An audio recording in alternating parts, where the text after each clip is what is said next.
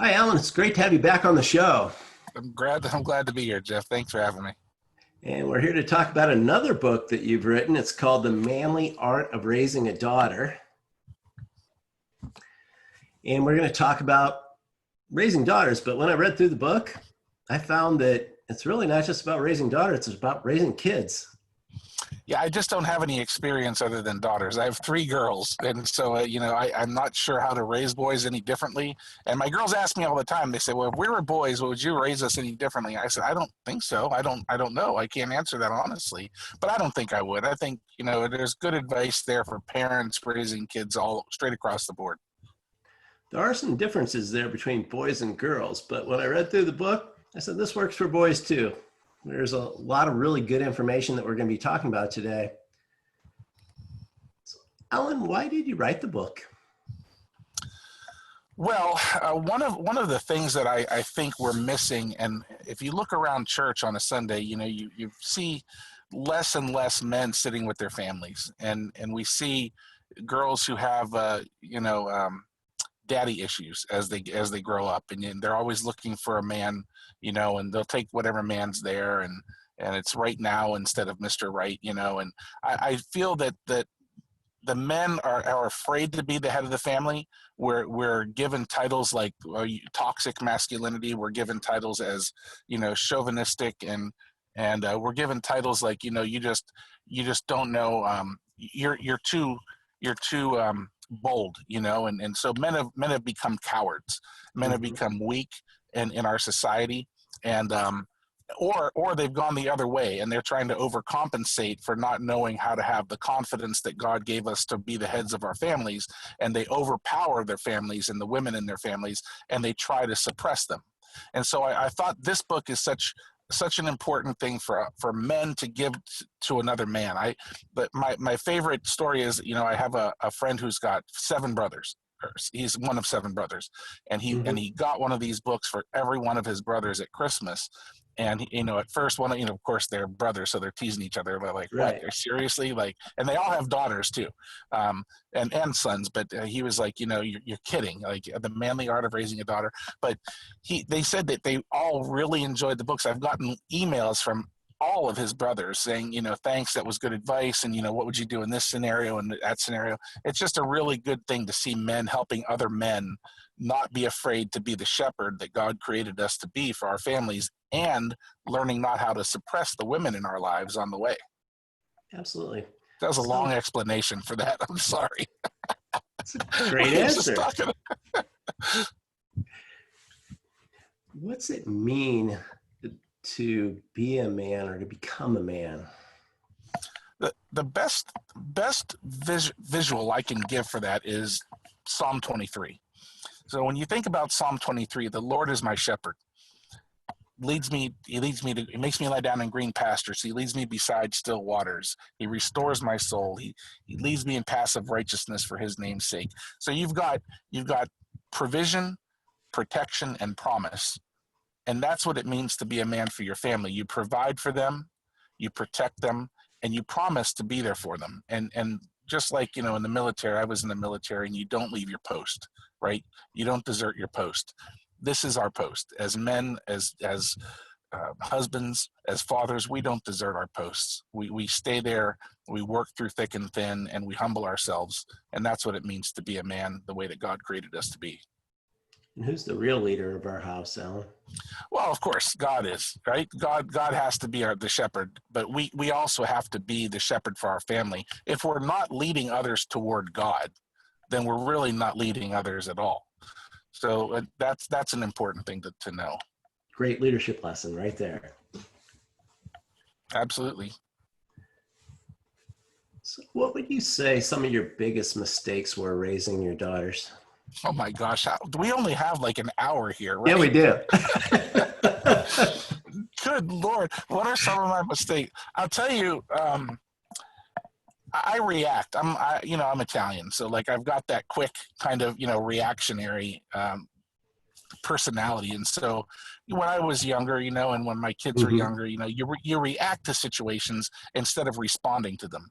And so that, you don't take the time to let it sink in and really think about what's going to be the repercussions of what I say right now and what I do, and Right. so like, you might ground somebody too quickly. But I would say probably my largest failure that I've experienced was my middle daughter playing basketball. And as I grew up in a sports family, and my Hmm. dad's professional boxer, and when I was growing up, and I was going to play professional baseball, so I was always around and in higher levels of athletics. And so Right. when I see somebody who's got a really good talent, you can pick up on that. You can say, "Wow, this kid, she's something special," and not just because she's my daughter, because I have this thing with my daughters where I'm going to tell them the truth about their stuff, whether they like it or not, and they're going to hear the honest truth because I love them. But my middle daughter was extremely good at basketball, but was on a few teams who were very emotionally damaging. Hmm. And not just a tough coach, pushing her to be better. Just she would get made fun of because she wanted to go to church on Sunday instead of having a practice on Sunday. She'd miss a practice on a Sunday because we'd be at church, and it was her choice. I'm going to church. There's no choice here. I'm going to church with my family. Oh, I can't play Hmm. in that tournament on Sunday at that time because I have church, and there's no other mass I can get to if we're on a travel team. So she would make these choices, but because she was good, she would get poked at by everybody. Well, you can't be gone. You can't miss this game. So I would push her to play, and to really to play more basketball, and she was not enjoying it, and I wasn't listening.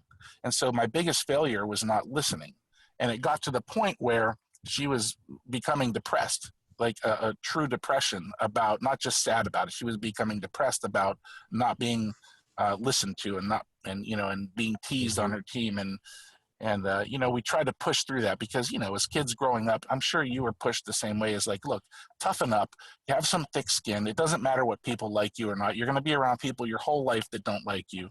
But I wasn't listening. I wasn't Hmm. hearing. I wasn't hearing what she was actually saying. Was, Dad, I don't want to play basketball because everybody on my team, everybody, including the coach, is emotionally damaging, and I don't want to play anymore. I don't even like the sport anymore because of what's happening. And so eventually I heard her, and eventually I listened, and eventually I encouraged her to to pursue what she thought was right. And Hmm.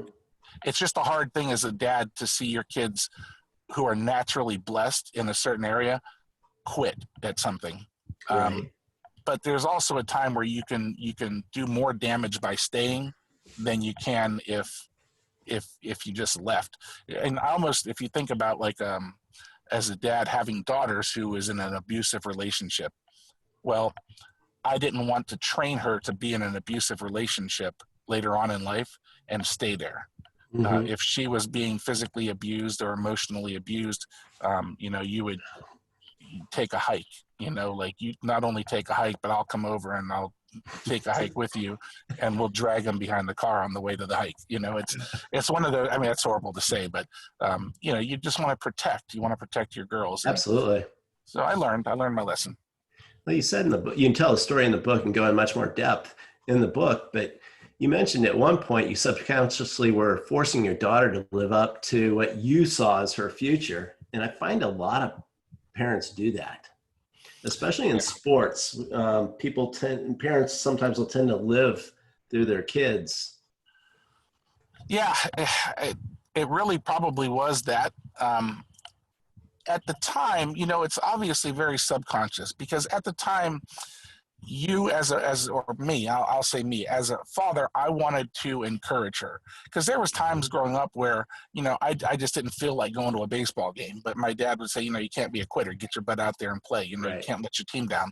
That was different than what I was experiencing with my daughter. This was a true um, situation where she was actually being bullied, not physically abused, but it was sworn at, yelled at, people in her face, and she's a good Christian girl. She's not going to retaliate that way. A good Catholic girl, but she's got a temper, and she's not going to put up with it for only so long, and it was a bad all around circumstance. It was just Mhm. bad all around. And I didn't make it any better. So yeah, there are parents out there that push their kids beyond what their kids' goals need to be, and there is a line, and I believe that we need to guide, you know. And back to Psalm 23. So you have the shepherd who has the staff and the rod, right? I was using all rod, and I wasn't using staff to guide. I was using the rod to hit her one way or the other. I was being just as bad as the people on her team. So we have to know how to guide gently, you know, and then listen to what they want. So now, like when they tell me, you know, here's what I want to do, you know, this is what I want to do. She wants to be a surgeon now. So great, be a surgeon. And I don't push at all. If she wanted to be a janitor, I wouldn't push at all. I would encourage her to, you know, to use her skills to the best of her abilities, but I'm not going to shove her back to a medical school eventually. You know, if that's where she wants to be and that's where God wants her, that's where she'll end up. Mm-hmm. One thing that's really important with daughters that I found was building self-confidence. How do you do that with your daughters? I think you just have to be brutally honest, you know, because kids can pick out a liar a mile away. Kids know when they're being lied to. And so like when I speak to my daughters, I alluded to that just a few minutes ago, but I speak the truth with love to them. So if she had a good, you know, she did good on a test, you know, and got an 80, you know, I would say, was that your best that you did? Right. Well, yeah, I feel like it was. Okay, then I'm proud of you. And then she started, you know, would start thinking, well, I guess I could have studied for an extra day. I guess I could have gone to bed a little earlier. I guess I could have done one more study sheet, you know. So you didn't do your best. Okay, well then maybe next time you know what to do. So you build that confidence, I think, by being honest, by giving them praise when they deserve praise, by giving them insight when they need insight, and just balancing straight across. But I feel like the strongest thing I did with my girls growing up, which is what you did before we started this interview, and I think our viewers need to know that, is not everybody that I do interviews with starts off with a prayer. And I think it's so wonderful that we're keeping God first as men, because I love that. And I taught my daughters to do that. And when you have the confidence that the Holy Spirit is in you, it really doesn't matter what those around you are saying or what those around you are telling you about yourself, when it comes to, like, especially girls, because girls can be brutal to other girls. Oh, yeah. You just have to know. Girls more so than boys. Yeah, because guys would, you know, just kind of call each other a name and shove each other, and then they're friends. But girls, it doesn't work like that, you know. And so as long as they know that they have the Holy Spirit in them, you know, they can build that confidence too. Mm-hmm. How do you get your daughters to have conversations with you? I ask. I just asked. You know what's funny about that, Jeff, is it was not too long ago. I went home and it's been a habit of them. Like, they wait till I get home, we have dinner, and we have a very traditional type of family. My wife stays home, you know, and then my kids will be there when we all have dinner together. And I think all of these things add up to help my daughters open up to me. But my youngest daughter said, because they just start talking, like, I don't hardly get to say a word. I know you hardly would believe that by the way I'm talking now, but I hardly get to say a word at dinner. And my youngest daughter says, how do you do it? And I'm like, what are you talking about? I said, I haven't done anything. What are you talking about? She goes, how do you do it? Do you hypnotize us? Are you putting something in the water that makes us tell you about our day in every detail? I said, well, I just like to hear it. I just like to know. You know, and so you have to listen. You have to be there for them. You have to really care. I think too many times parents are so encrypted involved in their cell phones, you know, that their kids are talking to them. They're looking down. They're going, uh-huh, uh-huh, uh-huh. And the kids are like, Dad, your leg's on fire. And you're like, uh-huh, uh-huh. You know, until you smell the smoke, and then it's too late. So you've got to pay attention before that fire catches up to your knees. Yeah, at that point, it's too late. One of the things I found with all my kids was asking open-ended questions. Because if I ask the question, how was your day today? Fine. How was school? Fine. Tell me, what was the coolest thing that you learned at school today? Yeah. Yeah. Tell me, what'd you do at practice? How was practice? What'd you do at practice? Yeah, that always helps too. I think when you give kids an opportunity to have 1 and 2 word answers, you know, they're going to give it to you, because sometimes they're just exhausted, you know. And absolutely. I mean, it's like us coming home from work and say, well, how was your day? Well, you know, I started off with this and I mean, you don't want to relive it. you know. Right. And so sometimes they need that too. They need that ability to give you that 1 and 2 word answer. And you know, we don't need to, as parents, we don't need to helicopter over them and say, no, how many steps did you take from the time you got out of the car to the, and what's funny is I'm saying that to be sarcastic, but they could probably tell us with their watches today. They could tell us how many steps they took. So, but Absolutely. Later, I'll you know, tell you, I 10,362. right? I'd be like 7. I took 7. One of the things that you were talking about there was eating dinner. Did you have family dinners, or do you have family dinners? Oh my gosh, yeah, you know, and I I love sitting down with my family. TV goes off when they were little, you know, there was no sound. Sometimes we'd put the music channel on just real low, but even when like their friends would come over for dinner, which honestly, like the way I have my house, like I put my money that I make into my house for my kids to enjoy, you know? And so like we have a pool, we have like a little pool table, and you know, I want them to be able to enjoy our house. I have a fire pit outside. This is not a huge house. This is a very humble home that I have. But I try to make things, you know, where the kids can always be there and with their friends. I want to know who their friends are. But we're having dinner together. You're not sitting in your room eating, you know, macaroni and cheese while I'm out here making a sandwich for myself. We're sitting down, we're starting off with the prayer, and we're going to talk about your day. We're going to talk about the food. We're going to talk about whatever. What'd you do today? What'd you see today? Who'd you see today? How's your friends doing? Yeah, a family dinner is huge, huge, big part of raising a family. How did you do that in with everything else going on? It's a priority. You make it a priority. You make God and then family, and so like that's part of, and I group those things, you know, together because like you can't have one without the other. You Hmm. know, you can't have a successful family without God as a focus. You know, and you can't expect to have your family respect you if you don't respect God. So like it's just a big pyramid that we have to, you know, stay in. So one of the things you talked about there earlier too was you said you had a pool, you have a fire pit, and you made the home friendly for the kids and their friends. So I think it's really important that I know we did the same thing. We refinished our basement. We made it really totally kid friendly. So our kids would want to bring their friends over. And why did you want to know your daughter's friends? You know, just like you as a parent, you know, and I want to say, you know, I'm going to answer your question, but I want to say, like in this book, in the Manly Art of Raising a Daughter, there's probably not a whole lot of groundbreaking areas. You know, this is common sense stuff that parents sometimes forget. But what I've also found is that the things that we consider common sense sometimes are not so common. And so, you know, just like saying, look, stay your post, you know, don't leave your family, like that shouldn't have to be said, but it needs to be said. So a lot of the things in the book, like why do we need to know our kids' friends? Well, they're going to be attracted to people who have similarities. And sometimes children don't like to open up to their own parents, but you can see things in your kids' friends quicker than you can in your own kids.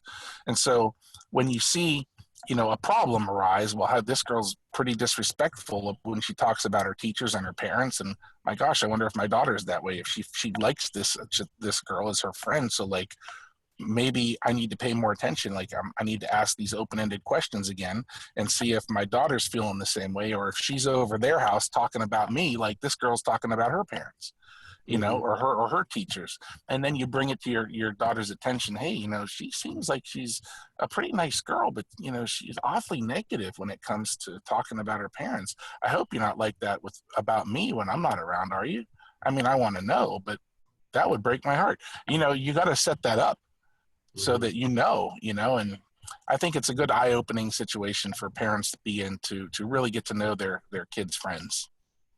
And there's a saying too that you become like your five closest friends. Yeah, well, you know, my God, I have sayings for everything. Surprise, but I have sayings for everything. So I always tell my daughters, you know, eagles fly with eagles and turkeys walk with turkeys. You never see a turkey flying with an eagle.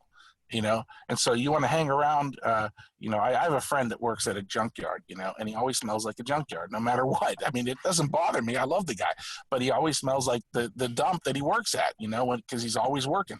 And I say, you hang around junk long enough, you smell like junk. You hang around a bakery, you smell like bread. So who do you hang around? What do you want to smell like by the end of the day? And even if you're not like that, everybody who sees this person knows them and thinks that you're like them. So watch who you hang around. Good lesson. Did you ever let your daughters bring technology to the dinner table? Oh, gosh, no. No. As a matter of fact, their friends would come over, and they knew our rules from the beginning, and so I would say, unless you're texting Jesus right now and he's answering you on the phone, let's put that away. And their friends would just kind of laugh and say, "Oh, I'm sorry, Mr. Mig, I'll put that away." And now they know, they don't even pull it, they don't even bring it out.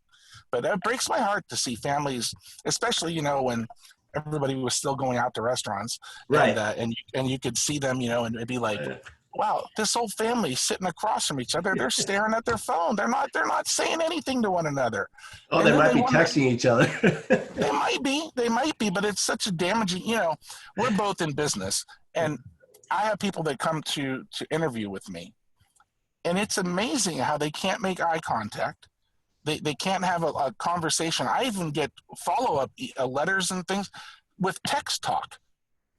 I mean, I don't even consider that person for a position, because if they can't be socially aware and interact socially, I can't have them around.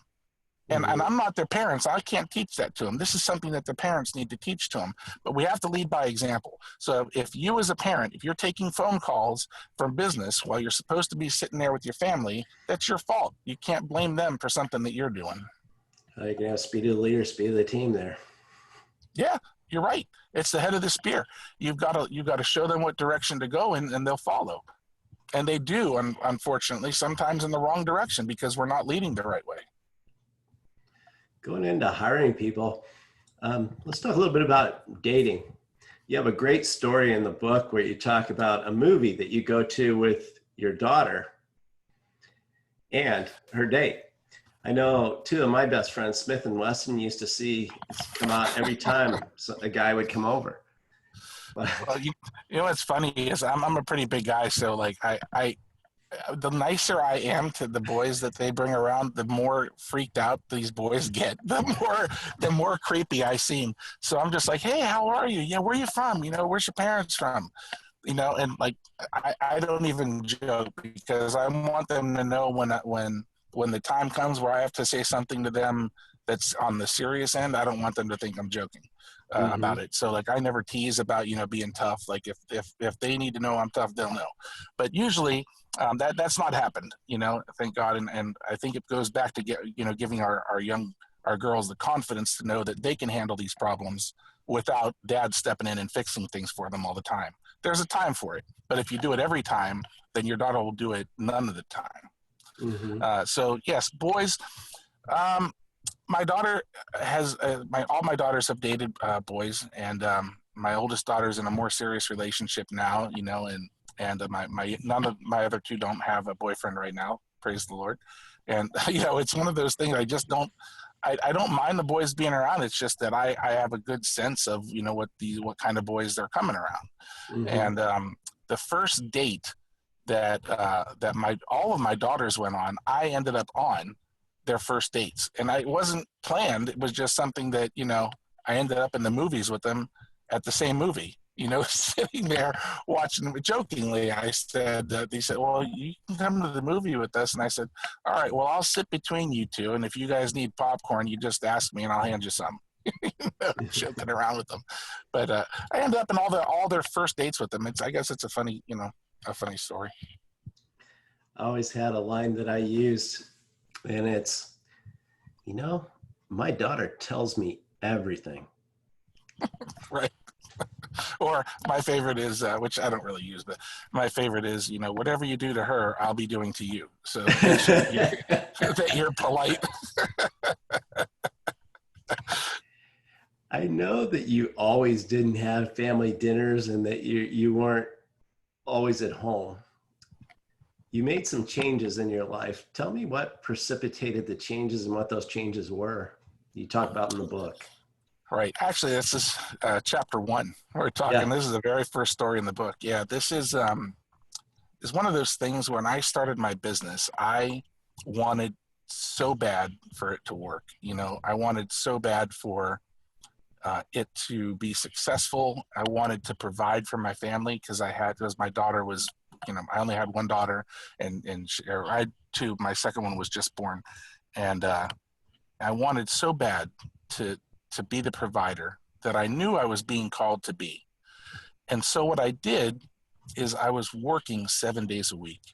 And I mean, I was working my fingers to the bone. I was out 16, 17, 18 hours a day sometimes, just going from place to place trying to make things work.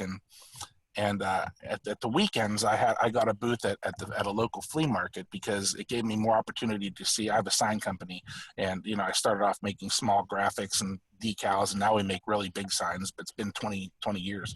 But I was trying so hard, and I was at the flea market, and my family would come there and I wouldn't go. I wasn't going to church every Sunday. You know, I was, if I went, you know, it was like, oh well, you bring her to church, you know, today. I got to work, and yeah, it breaks my heart to think about that. Thanks, Jeff. uh, But but that's true with a lot of men. And then when you're starting a business, it does take a lot of time to get it ramped up, and you are going to yeah, work a lot of hours.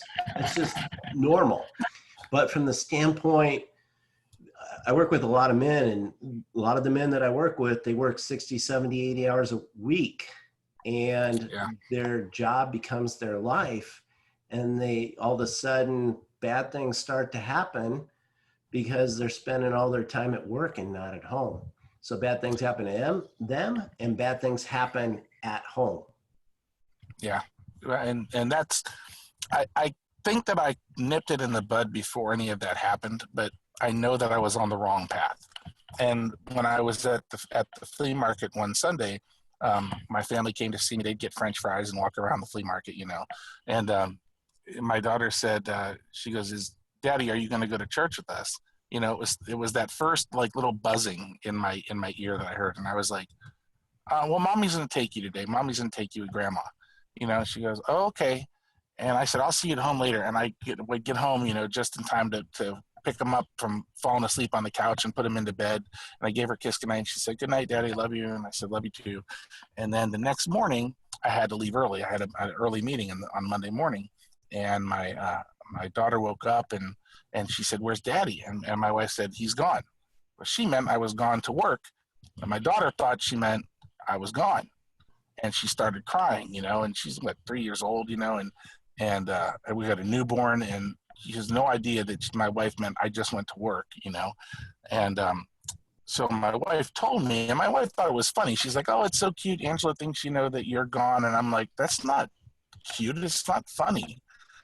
And instantly I said, "I'm not doing that anymore." I said, "I'm not doing that anymore. I don't care." I got rid of the booth on the weekend. I stopped working on Sunday completely. And what was amazing to me is that I actually was more profitable in business, but I was happy to find that I was much more profitable at home. I was able to kind of take some of the stress off of my wife raising the kids, because really I was giving her the life of a single mother. And while I was providing money, that's all I was providing. Mm-hmm. And we've got to, as men, realize that we are supposed to provide for our families, but it can't just be money. And when we're gone 80 hours a week, that's what we end up being, is a bank. And the girls can, you know, families can go to a bank anywhere. You can make money anywhere, but you can't make time. And so I stopped immediately, and then eventually, you know, within a month, I stopped working on Saturday as well. And yeah, I probably lose a little bit of money here and there, but it's not worth the time I would have to lose with my family.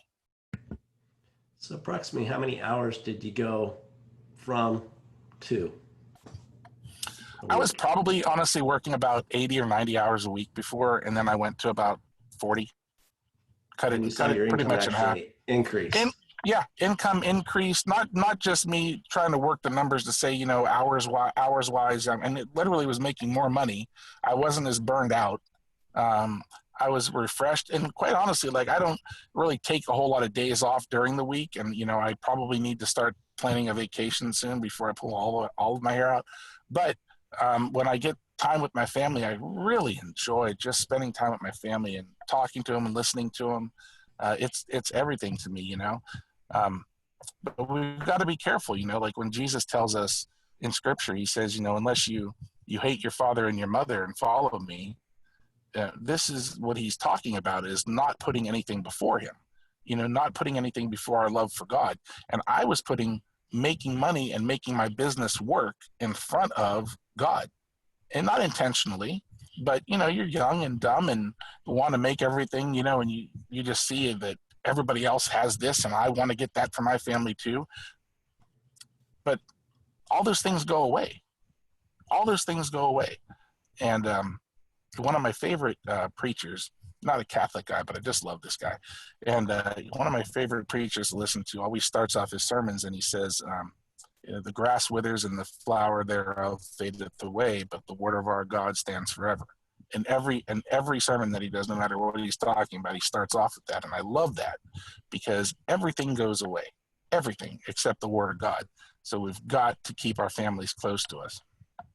There's one other thing that doesn't go away either, along with the word of God, and that's creating memories. The memories stick. Yeah. The things you buy, they eventually rust, break, fall apart. But it's that time that you spend with those kids. That's the thing. That's what they remember. It's not what you bought them. It's the time that you spent with them.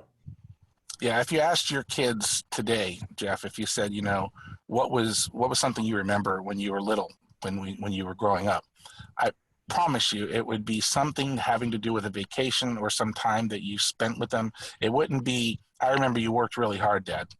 Yeah. I remember you got the basement refurbished so that we could. No, you remember being in the basement, and playing ping pong or whatever you're doing. It's time. You're 100% right. And that's really key with raising our kids. It's about spending that quality time with them and learning about them and listening to them, right? Yeah, you got to spend time. You got to put time in with your families, and that goes back to the reason that I wrote this book. Is I see so many men being in business, and like I said earlier, I deal with. Sorry, my headset's being crazy. I deal with so many men that are business owners, and I see them just down the same path, and I could see like this is where I would have ended up had I not pulled my head out of my butt and said, my family needs me to lead them to God. They don't need me to lead them to money, because God will provide.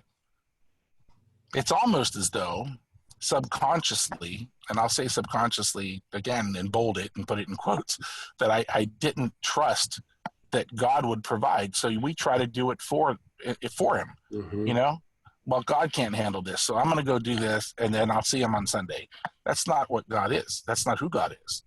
We've got to trust that God is always there to provide for us. We've got to be the same way for our families. Have dinner with them, spend time with them. And that's one of the hardest things to do right there, is what you talked about, is putting that total trust in God. Yeah, it is. It's a learned thing. I think if men will trust that other men have done this, and I think that's the problem, is men don't really speak up about this sort of thing, because it's not known to be manly to trust somebody else to do the work that you should be doing yourself. Right. But we're not talking about somebody, we're talking about God. And so as men, we've got to start putting God first, because it filters into every pore that we have on our bodies, and it comes out for others to see. I'm never afraid to talk about God. I tell people in business all the time, hey, God bless you, man. I hope your business does well. And I've had people say, you don't know me well enough to talk to me about God. I literally had people say that to me, and I say, well, sure I do. I talk to God. I'll talk about God to a plant. You know, I mean, I'll talk about God all the time. I'm not embarrassed about it. I love God. And so we've got to be that way. And I want my kids to talk about me without being ashamed of me. But how can we lead by example if we're not keeping God first? And that is the key to parenthood right there. Keeping God first. Yeah. That's why it's chapter 1. It's chapter 1 for a reason. It's not a mistake. And you said something earlier too. It's common sense parenting that sometimes we just forget. Yeah. But that's why everybody should get the book to Amen. remember. Amen. What else would you like to leave the regular Catholic guys with today, Alan? I'll tell you, I think, well, no, I know. We've got to, as men, get rid of some pride. It is the biggest obstacle in the world for men. And if you think about it, we don't even like to ask for directions. You know, I mean, we don't. It's great because now we have GPS right on our phones. Yeah. But you're right. And I'm so stubborn, I didn't even like to use the GPS. I don't want anybody telling me what to do, you know? But we don't like to admit that we need some help sometimes, that we look for help, you know, that we don't have all the answers. When my kids ask me something I don't know, I say, I don't know. I'll find out. Let's figure it out. But I have no idea. And when we pretend that we have all the answers, and corporate America sets us up for that, well, we set ourselves up for it because we buy into it. So we've got to get rid of some of the pride in our lives and not be afraid to humble ourselves before the Lord and to our families. How does everyone get your book? Best place to get my book, and you can find out more about me, and I promise I won't talk as much on the website because there's only videos. You can hit pause. Is it at adventurecatholic.com? That's the place to get the book, The Manly Art of Raising a Daughter. And we'll put that in the show notes too. Great. Thank you. Thanks, Alan. No, it was great. I hope everybody enjoys our talk. I know I kind of go off on so tell me about the story. So she's dating this boy. My middle daughter is 19 years old, right? She's dating this boy, brings this boy home from college. I can't stand him. I just kind of, you know, while he's there, I'm polite to him. I'm trying to be nice and things like that. Just not going well. You know, we're just not clicking. And so when he left, sorry about that. You had a call come in, didn't you? So when he left? Yeah, so when he left, I said, you know, I don't see it. I'd love to see through your eyes what you're seeing, but I said, I don't see much of anything there, not even a personality. I go, and you told me this boy is an atheist? What are you doing? Like, why would you want to waste your time with somebody who doesn't believe, you know, who doesn't believe in God? Like, are you just dating just to be friends? You just think, like, what is it? She go, I just think he's cute. And I'm like, oh, my gosh, so are puppies, you know, but like, you don't have to date one of them. So anyway, so long story short, about a month later, and again, I told you I don't push, but I want to give my advice, especially with these kind of things, whether I'm asked or not. Yes, I'm gonna be that dad, but I'm not gonna push it. So I said what I said. About a month later, she called me. She goes, well, I broke up with this guy, and I said, okay. I said, are you okay? She goes, yeah. I said, what happened? Well, we were talking, she goes and she goes to this devotional thing. It's called Devo at her college. And it's the kids get together every night. They read scripture together, right? She does this on her own. And so she says, you know, I asked him one night if he would be interested in coming with me to Devo, to the devotional. And he said, no, I don't want to go to that. And she goes, let me ask you something. Are you ever going to want to go to anything like that? Do you think that you might ever consider God in your future? He goes, no, I don't really have any need for him. And she said, well, then I really don't have any need for you. And she says, I can't see, you know, somebody shutting out that big of a part of my life. And so they talked it out, but they're friends and everything like that. But just like, well, they were, and I don't think they are anymore, just because, you know, guys get hurt sometimes and they don't want to be around the girls that they feel hurt them. But I'd rather her be honest, you know, as look, where's this relationship going? He doesn't, that's a big part of you. God is a big part of you. And this guy doesn't want to have anything to do with it. So what part of you does he want to have something to do with? You know, I mean, what is it that he's interested in if it's not what makes up every fiber of your body and your soul? Is it just the outer shell he's looking at? because to me, that's exploiting you. So you need to think this through. And she's like, yeah. She goes, I did think it through. She goes, that's why I broke up with him. But, you know, I'm proud of her for that. It's a hard thing to do, especially when, you know, you let your emotions get the best of you, and you're 18, 19, and 20, and, you know, you're super emotional. You're away from home your first time on your own, and nobody's telling you to keep God first. So I'm just super proud of her for keeping God first and like doing the right thing and getting away from the wrong guy. But that confidence comes from praying about it, keeping God first, and having a masculine father at home who's not afraid to tell you that he doesn't like the guy that you brought home because he's not a godly man. He might be a good man, but he's not a godly man. And I'd rather you have a godly man, because you don't really have a whole lot of godly men who aren't good men. You have a lot of good men who aren't godly men, but I'd rather have a godly man, because eventually that man's going to be a good man. There was something that you mentioned there too. And you talked about, okay, what is it that he does want, or that he is looking at? Right. And you know, there's something about the way our daughters dress. And I just recently had something happen to me where my daughters actually thanked me, and I'll put it in the term that they use. They said, Dad, thank you for not letting us dress like hoes. Yeah. Yeah, my favorite story in the whole book, the Manly Art of Raising a Daughter book, is when we went to buy. They went to Catholic school. All my girls went to Catholic school for 8 years, and my favorite story in this book is when we go to buy some school clothes. And so we're at the mall, we're shopping, and you know, she came back with this little skirt, and I was like, "Is that a headband? What is that for?" And you know, joking around. And she goes, "Well, that's the way girls dress today." And I said, "Honey, you don't want people to think, you know, that you're that kind of a girl." And she goes, "Well," and this is my daughters, right, using their wit and wisdom that I raised them with. She says, "Well, Dad, you always raised me not to care what people think about me." I said, "Okay." I said, "No, you're right. I did. I said, "Well, I'll be back in just a minute. I'm going to go see if they have this in my size." And she's like, "What do you mean?" I said, "Well, I'm going to go see if I can try that skirt on too. Maybe I'll get one and we could get one together, matching skirts." And she's like, "Dad, you can't do that." And I said, "Why?" She goes, "Dad, everybody's going to think you're some creep weirdo and, you know, some pervert."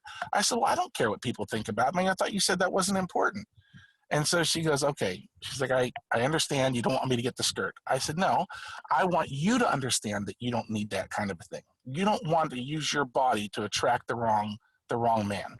I said, "Because if you fish with a certain bait, you're going to attract a certain fish. And that's the last thing that you need to do. Whether or not you should be able to wear whatever you want. Yeah, we should all be able to walk around naked. However, there are things that are inside of us that give certain reactions, and you are not going to send that message.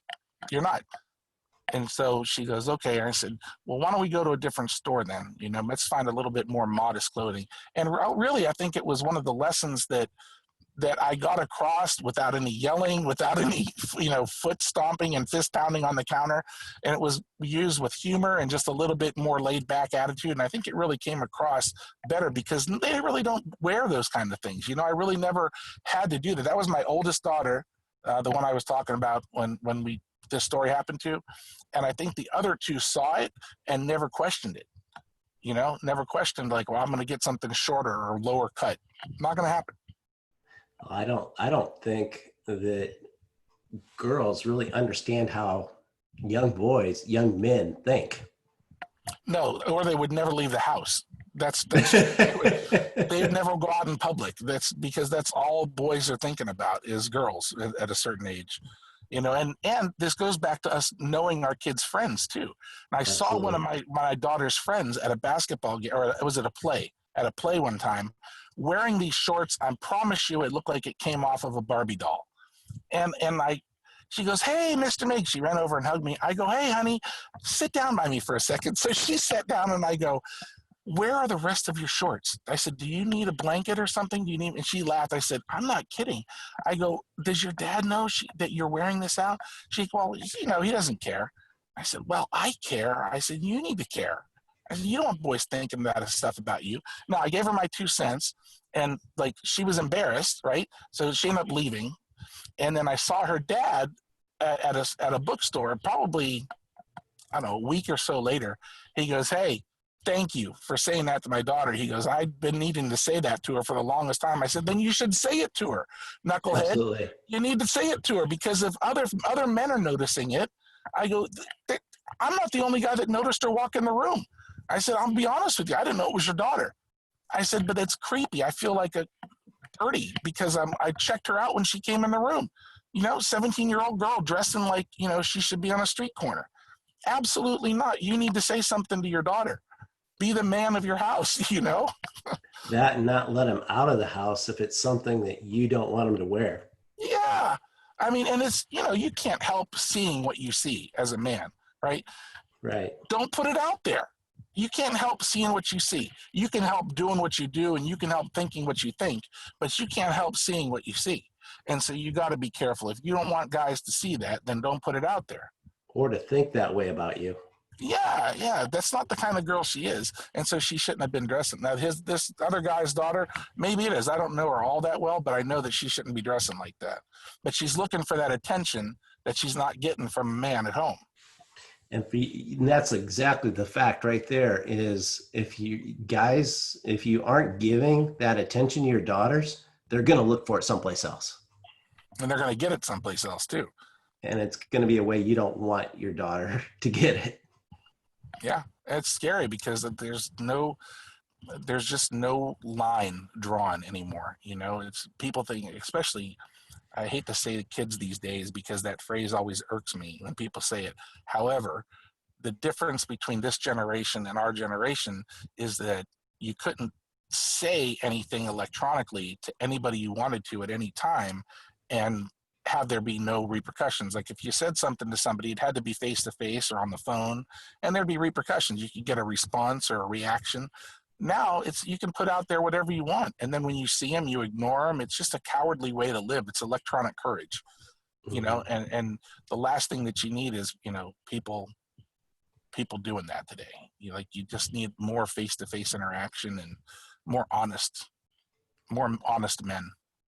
I know this is great training for young men as well, because I was sitting at a drinking establishment with my son. It was an outside establishment, and some girl walks by and he goes, Dad, he goes, I'll never let my girls dress like that.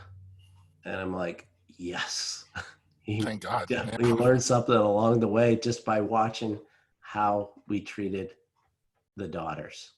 Yeah. The sisters. Well, girls will watch their father to know and expect how a man should treat them later on. So I think sons will watch a father to know how to treat women later on. So if you're not, the best place to learn that is by how you treat your spouse. Yep, amen. That's exactly what I was just going to say. If you're not treating your wife right, then expect your daughters to look for men who treat them the way that you're treating your spouse. And that should scare the hell out of some men out there. Is like, wow, I don't want my daughter getting treated like I'm treating my wife. And that should snap them out of a few things. And that's how your boys, your young men, are going to treat their girlfriends and their future spouses. It's the same way that you treat your wife. Absolutely. And that's another reason you don't let them disrespect their mom. Yeah, I think people are so afraid, like we were talking about a few minutes ago, men are so afraid to be labeled as something. You're a chauvinist, you're sexist, you're whatever it is, whatever label they want to throw at you. It incites fear and embarrassment, and it hurts our pride. But we've got to get over it. Label me and let's move on. If that's what you think about me, that's fine. You're a sexist. Okay. Now where do we go? Now I'm a sexist. Where do we go? Now what? You're chauvinistic. You mean that I show your mom chivalry? Yes, I do. What does that mean? How do we move on from here? And they don't know how to answer that, And so, I don't want a guy that's going to oppress my daughters as a husband someday. Absolutely not. But if you're leading like God asks us to lead, and you have God as the head of our families, and we're leading our families to God, God doesn't oppress us. He supports us. He reaches down to lift us up. He doesn't reach us down to push down on us. Some great lessons there. I wish I would have learned them a lot younger, but I have learned them along the way. And I hope, if there was only a book. I hope, if only there was a book like that. You can purchase Alan's The Manly Art of Raising a Daughter, which has great lessons for raising sons too. He just has experience raising daughters. I have experience raising sons and daughters. I know that it's very similar. You do different things for both of them, but in the book, it does give some great tips, some common sense parenting that many of us, maybe we've learned it and forgot it, but it's a great refresher. Thanks, Alan. All right, Jeff. Thanks, man. Have a great day. God bless.